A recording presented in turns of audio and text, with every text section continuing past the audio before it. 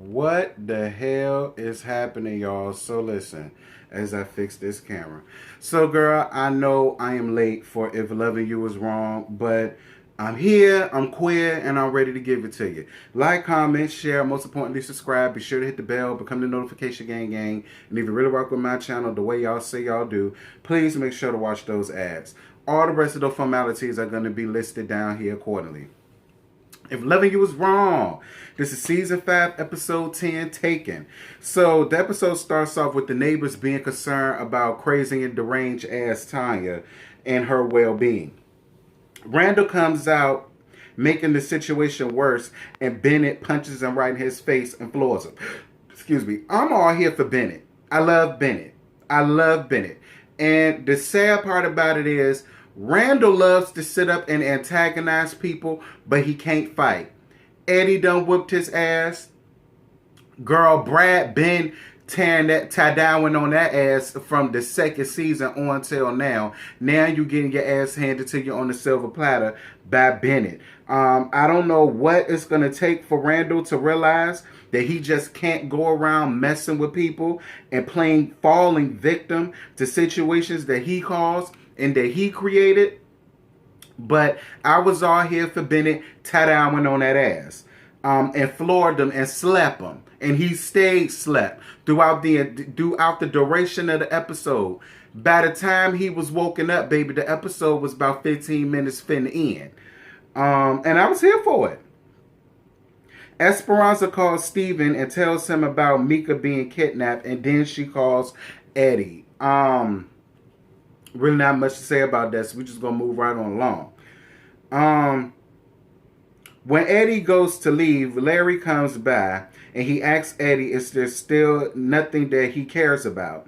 And Eddie figures that he has something to do with it. And Eddie yokes him up and he lets him know, bitch, I don't know what you think you know about me, but I'm telling you right now, your crazy could never match my crazy. And with that, I was all here for Eddie with. Like, I don't agree with y'all kidnapping this girl all because you was stupid enough to believe Eddie. You so smart, but you so damn dumb and you lack common sense. And that's normally the case with a bunch of you smart people. Y'all lack basic common sense, basic thinking, basic arithmetic. Like, who believes anything that Eddie has to say? Don't worry, I'll wait. Actually, no, I'm not. Moving right on along. Kelly tries to talk to Natalie and apologizes for what happened. Natalie, I understand that you upset with her right now, but at the end of the day, bitch, get over it. I keep trying to tell you, she don't want your damn man, girl. You the only one around there that won't Lucian. You already see the type of men's that Kelly been pulling since she first stepped on the scene. Travis, Ramsey, girl fine ass Rick that worked down to the damn jail, and now and you see her baby daddy. Like, girl, get up out your bag and forget that damn woman. She was just happy. You know, any other time Kelly would not be looking at Lucia ass twice. Anyhow, Kelly and Terrell have a conversation about the past and reflecting about their time in jail. I keep telling y'all, and I'm gonna keep on saying it, I just want Terrell to be in the background quiet, looking nice, sitting pretty, just sitting. That's what I want him to do. Anything dealing with a speaker part, I'm just not here for it, and I ain't got time to deal with it.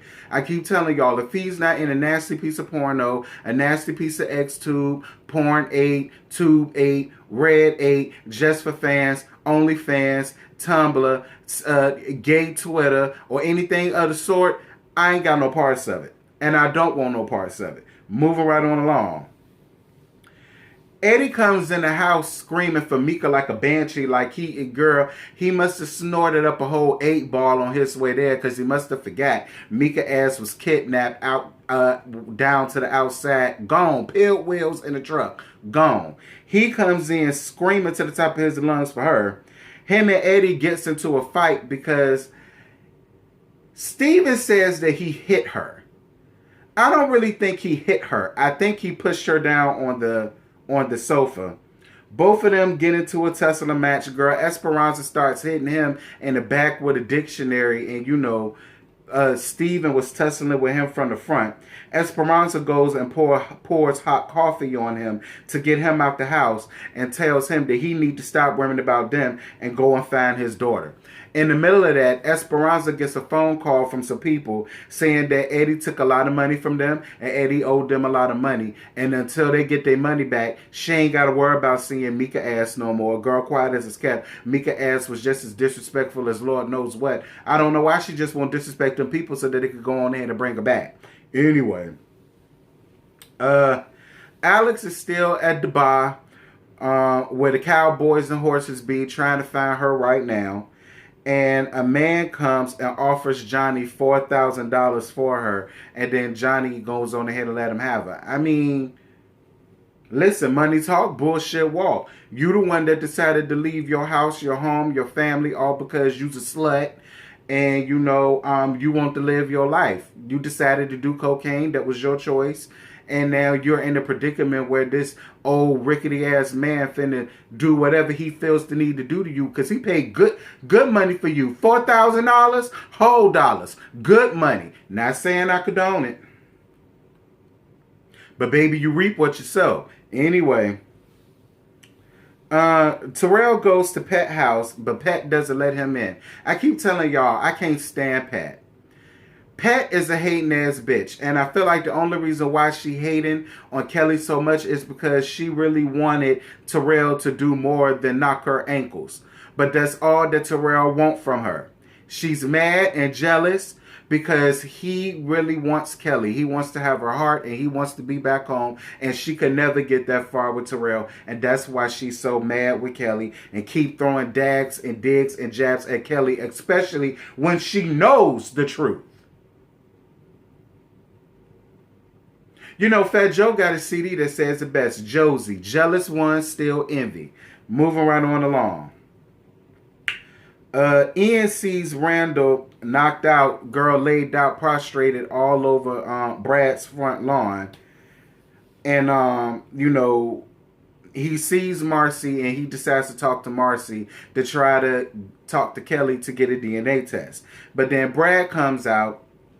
And Brad says, yeah, sure, go on ahead and get this swab on so we can figure out whose kid this is. Marcy keeps alluding to the fact that Ian looks like that baby looks like Ian. Shout out to the baby, by the way. The baby was just as adorable as he wants to be. Brad, you don't need to be taking your frustrations out on Ian. At the end of the day, Ian don't owe you shit. It was your wife that created a whole thought Instagram, a back page to go out thotting around with all of our black kings. So you can't get mad at this man. He was only being a man. Period. He was only being a man. Quiet as his cat, Brad. You the last person need to talk about morals and self-esteem and any of that when you running around here with Marcy. I'm just saying. But I'm glad Marcy was there to defuse the situation as best as possible. She ain't got no problem with Ian. Her and Ian won't rocking like that with each other. So she ain't got no issue with him. She like, listen, if he is the baby father, he need to find that out. And then y'all could work that out together. I was here for Marcy with that. Larry pulls up and also sees Randall still prostrating out all over Brad's front lawn. And he gets Randall together. Randall says that he wants Larry to sue Bennett because Bennett not only destroyed his house, but he destroyed his face too with that nasty patch that he had on the side of his face, all bruised up, saying that his jaw hurt, he dizzy, he couldn't walk, and all this. But I can't feel bad for Randall. And quiet as it's kept, Larry really didn't feel bad for Randall either because Larry said, yeah, I see what he did, but what did you do? Larry already knows Randall like a book. That's why he not wasting his time trying to sue nobody, because he already knows even he isn't going to win that argument or that fight or that case. He's not about to lose out on no money messing around with fuck-ass Randall. But he did let him know that they don't have to worry about Eddie, so they think, because he had Eddie's daughter taken away from him. So Kelly goes to Justice. She goes to Natalie's house to go get Justice.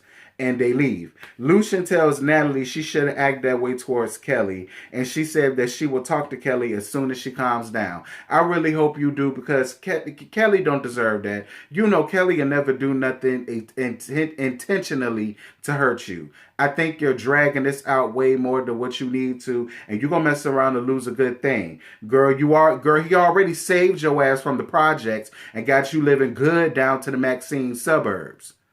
Don't lose your good thing over one silly ass mistake that neither one of them wanted to have happen. Anyway, Kelly and Justice have a talk and a discussion about what happened.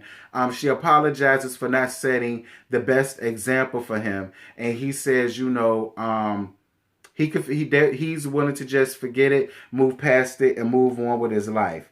In the middle of that, Terrell comes back home early, and Kelly feels like this really isn't the best time to tell him the truth yet. But inevitably, Terrell comes back over, and he sees Justice for the first time, and my fine ass Terrell started crying. There are still some good men who want to be real fathers out there.